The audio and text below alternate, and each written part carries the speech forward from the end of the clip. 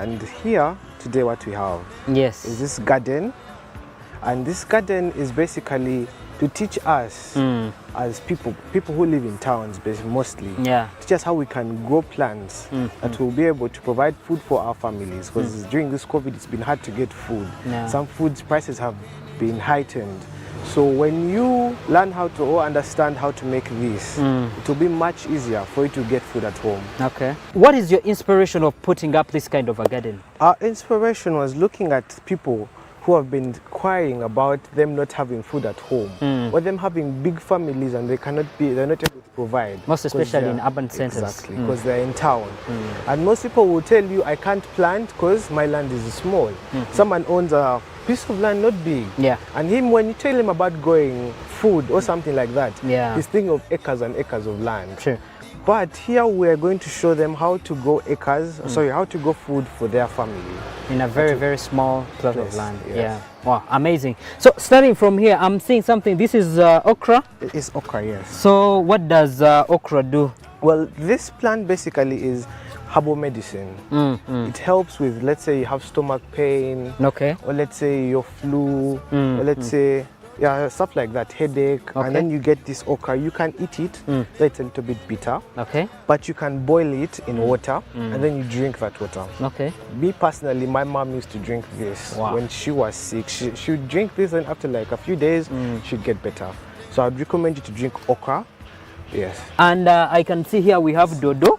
Which kind of a variety of dodo is this one? Because as I can see, these are very fresh, and they look so green. What do you use to make it flourish and look this good? Oh, it starts from how you take care of the dodo that you're planting. You understand?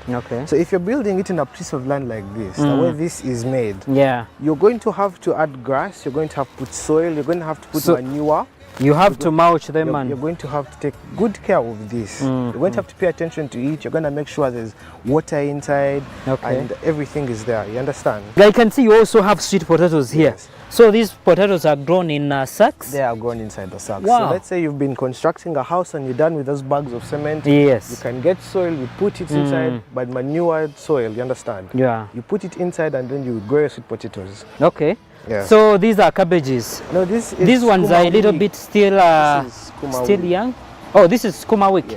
Okay. This is skuma week.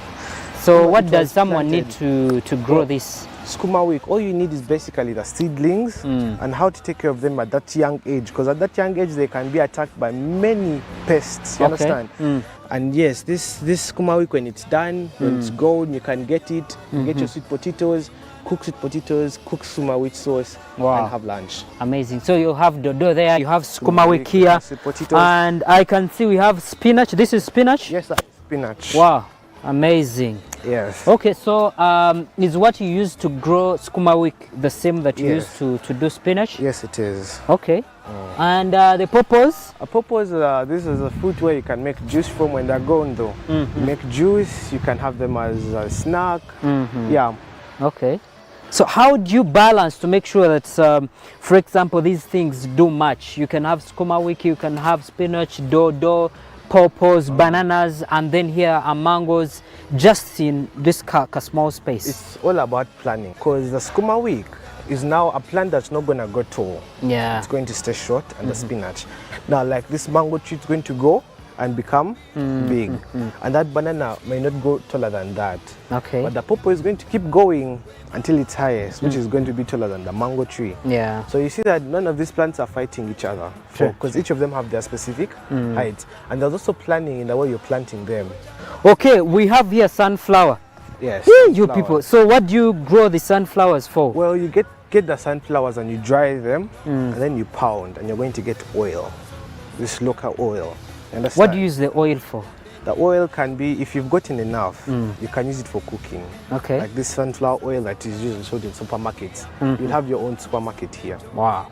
So you're preparing this for... We're going to add them there. The skuma week that's not yet grown, and the spinach. And every time, let's say the spinach is done, when you want to grow more, because the seedlings are aside. So when you're adding them there, you're going to have to use this. And there's rosemary. There's mint. the sacred, this natural sugar. You can have a taste of it.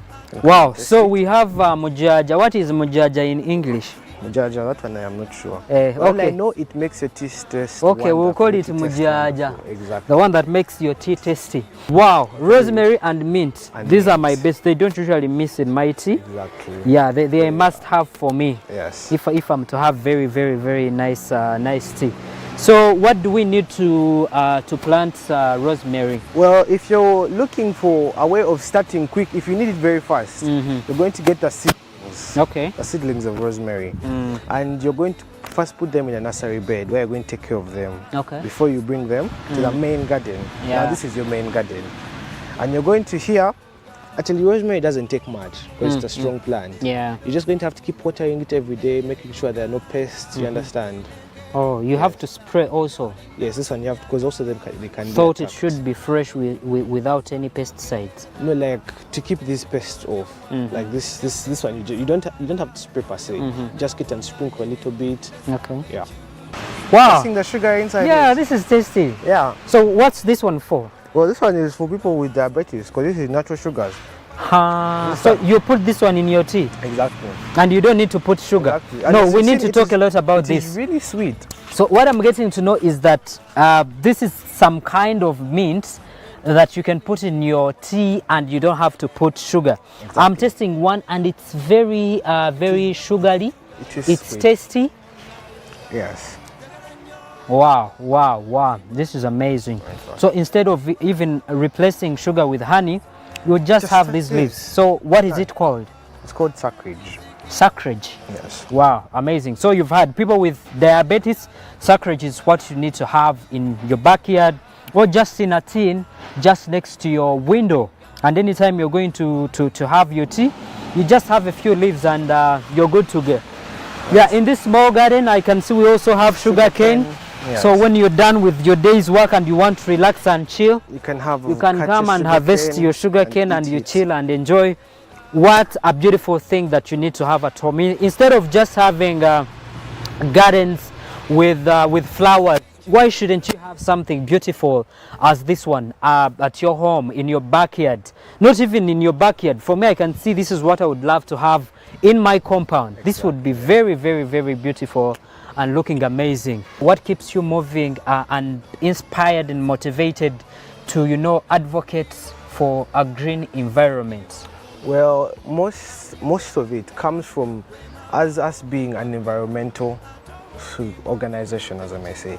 We looked at Uganda and realized that its green is slowly being taken away from it. Yeah. Mostly because people are looking for ways of building, like construction of roads, construction of houses, hospitals, and trying to bring back the green that was taken from Uganda. Because people may say this is small, but it's not small if you do it and I do it and someone else does it too. It will become big, you understand? So this is also part of patriotism, trying to bring Uganda back to what it was before. Because people, you hear white saying Uganda is dying, it's becoming like its nature is slowly being taken away from it. Sure. And also bringing back Uganda to being the pearl of Africa, the most beautiful country. It is still the pearl of Africa, but we have to maintain that. Yes, we have to maintain that. Yes. And it is a really big honor living in a country that is called the most beautiful in the entire continent. And you're not proud of that? I am really proud of that. You have to be, yeah. Some people don't get that opportunity, didn't get that chance of being born in a country like Uganda. Sure. So let's all do our best to make Uganda the best. Wow, thank you so much. So I'm still taking you throughout the show. We're going to be seeing a lot of other activities that are taking place right here. And I'll be talking to someone else to take us through the gardens where before all these plants you see here, before they are transplanted here, where are they prepared? What are the precautions? What do you have to follow to make sure that you can have something beautiful as this? Thank you for speaking to Youth of Purpose. Keep putting Uganda first. Yes. Well, thank you so much. Now I'll be going straight to talk to someone. Hello, Chief. Hello, hi. What's up? How are you? I'm great. How are you? Tell me, what's this one? It looks beautiful. Well, this is called a keyhole garden. Okay. Well, the keyhole garden, as you can see, it's in the shape of a keyhole. Okay. Like this is a key, and then the keyhole. In the middle of the keyhole garden, is a banana plantain. Wow. Why does it have to be in this shape? Is it just for the design or? Not just for the design, not just for the design. See, in the middle of the keyhole garden, always there's supposed to be plants that throw shade of The roots? No, the leaves. Oh, you could put sunflower, you could put bananas, everything that can fall down and produce manure. Wow. Okay. Yeah. And then aside, you can put the vegetables, because even the vegetables also fall into inside. As you can see, after weeding, you just cover everything there. Wow. So basically, that's the science behind the keyhole garden. That's the science behind the keyhole that garden. you use the plants that are on the garden themselves to produce manure, and then the manure spreads throughout that design that you've made out here. Exactly. Wow, amazing. So before all these plants are brought into the garden, I'm certain you always have a bed where you prepare them and then have them transplanted. Exactly. Yeah, I would like you to take us through that process of how you do that. But before we go that side, what's this one? This? You failed to guess? This is cornmeal? Yeah, it's cornmeal. Wow, amazing. So we always eat, but we don't know that, you can easily have cornmeal in just your backyard and, have it to spice up your sauce at any time. Yeah, and the best thing about cornmeal is if it grows, it sheds off like the leaves, and then they also fall into the garden, as you can see the other one. So they also act as manure. And then when you cut it, like you see, this one was just cut. It just grows back. I mean, so what's this pond for? Okay, so the pond is where we get the water. Okay. From. For watering this? For watering everything. Okay. So we get the water from here. As you can see, there's this plant cover on the top to prevent. What's that plant cover? The plant cover is like a weed. It grows, it just comes, but then it also produces nutrients in the water. Oh, so the water you're using to water the plants is already having nutrients. Exactly. Wow, amazing. How do you get all this water? How do you collect it? Well, as you can see, that we created a drainage trench. It just comes from everywhere. So from the other buildings and stuff, all the water comes in here. Yeah, and you're having the we put a polythene. The polythene to tap it. Yeah. And then it won't go down because water always goes. So this is not a wetland, for your information. It's just water that has been tapped from the buildings around, rainwater, and they just use a polythene, and they've just dug a pit here where they put this polythene, and they keep the water with the weed that puts in the nutrients, and then they use it to water the greens right here. So I was recently in Denmark, so I saw how they do it. Wow. They don't have all the good soil and all the good weather. Yes. But they have the science. Amazing. So they use plastic trays to grow the food. As you can see, this actually has 200 holes in it. 200 holes? Yes, exactly. And this is only 2,000 shillings. Wow, wow. 2,000 Uganda shillings. Are these made here in Uganda? These are made here in Uganda, by Uganda, build Uganda. Wow, wow, wow, perfect.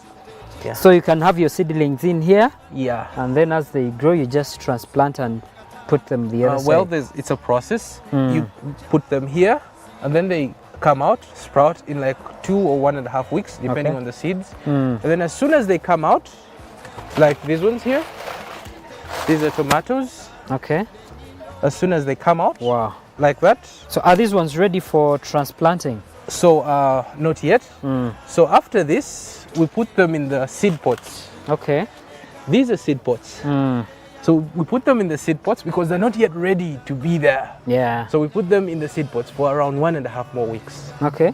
This has manure, enough for it to grow, and then as soon as the 1.5 weeks are over, then we transplant to the garden. Wow, amazing. So what is inside here? So this is I wouldn't want to open before. This is manure. Okay. And how we make it is you get rice, a kilo of rice, you boil it, fully boiled, no salt. Okay. And then you put it, this is 30 liters of water, you put it in here, then you put the rice inside, and then you make sure you close it for a month. Just rice? Just rice. Can I open? You can open. Don't worry, it doesn't stink. I came here some time back and there was something so stinky.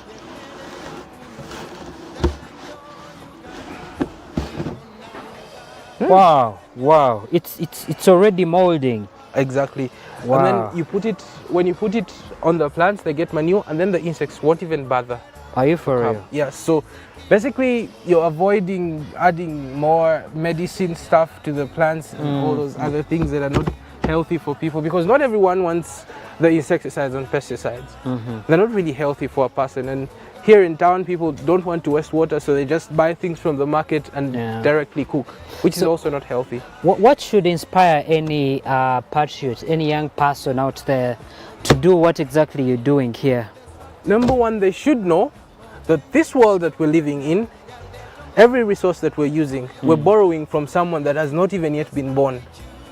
So they should take care of the world and try to go as much green as possible, because it's the only way to go. I mean, if you have more plastic than the usual, you won't have space for the green stuff. And then where will the young children that are growing get food? Where will they get shelter? Because you need the trees to build the houses.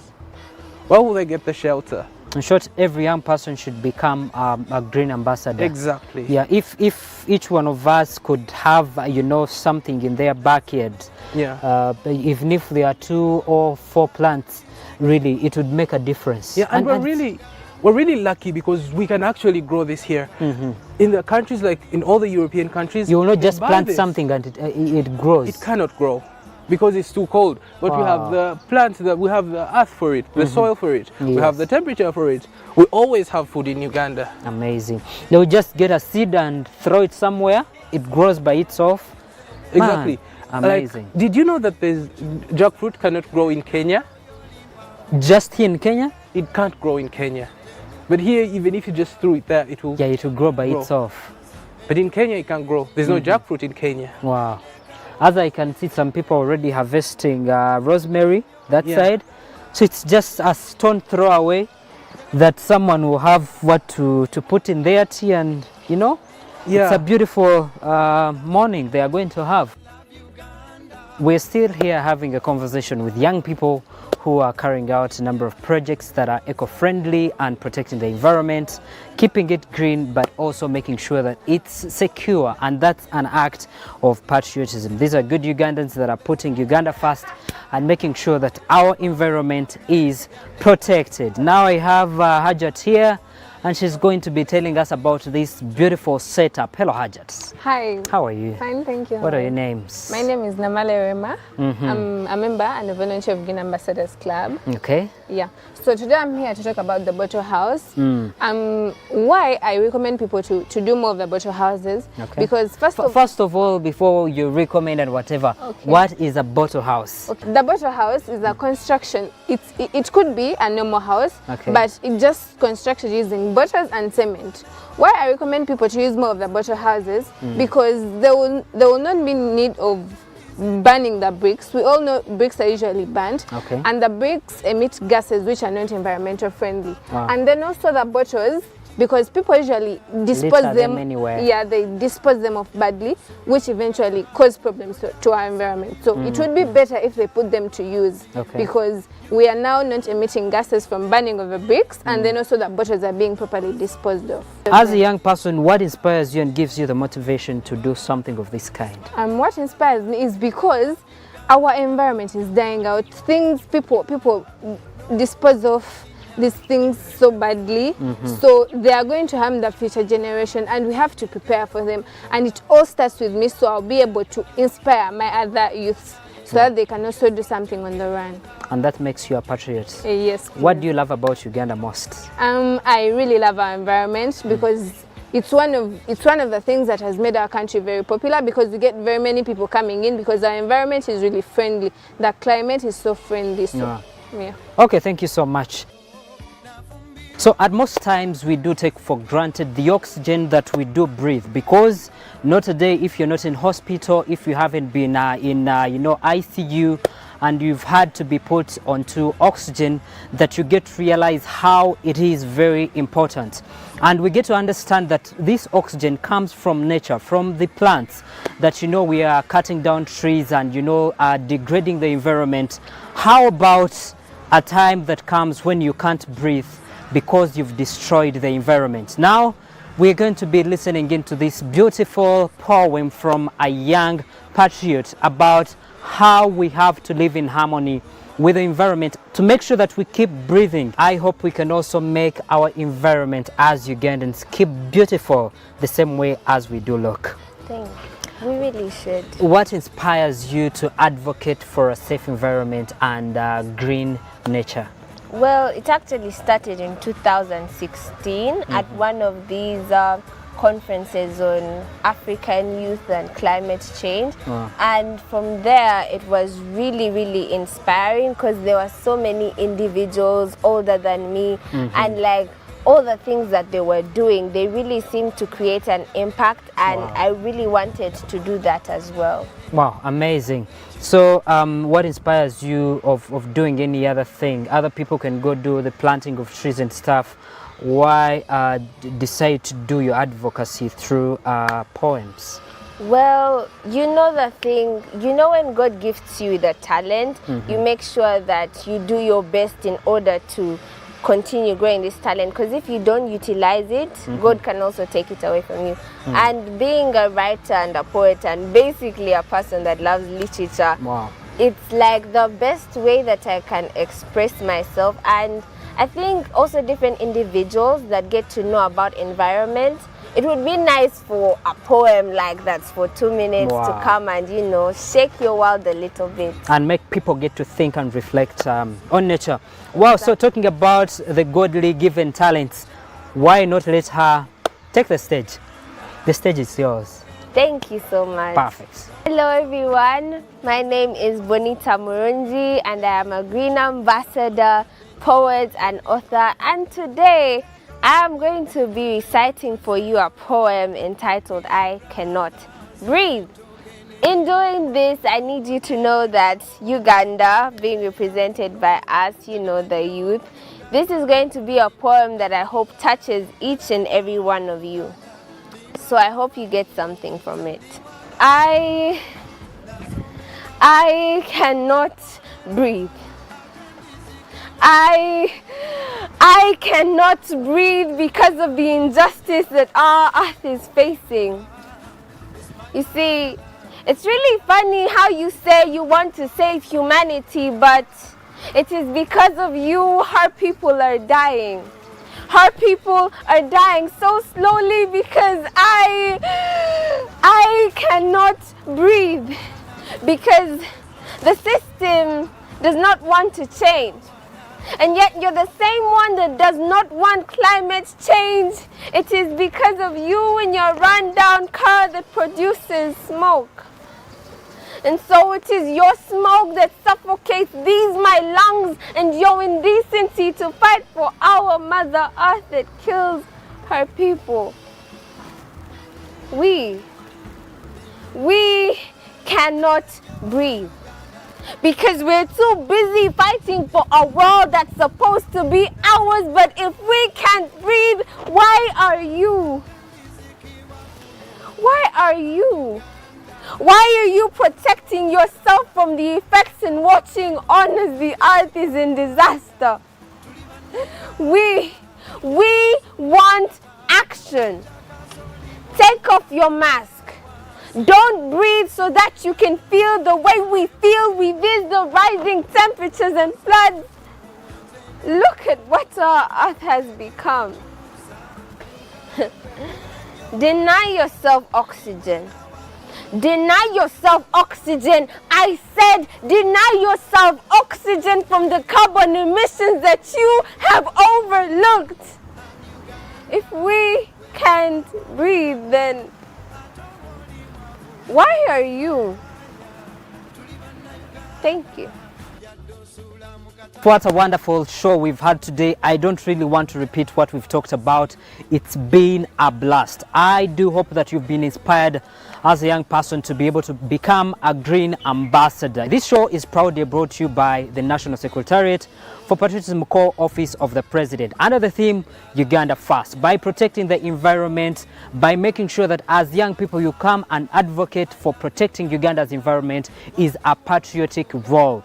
What are you doing as a young person to make sure that you add to Uganda's development and making it a better country? Let's work together to make sure that the environment breathes, and also we'll also be able to breathe safely and keep our environment safe and save it for the generations and generations to come. My name is Ivan Tumukunde. See you next time. Youth of Purpose.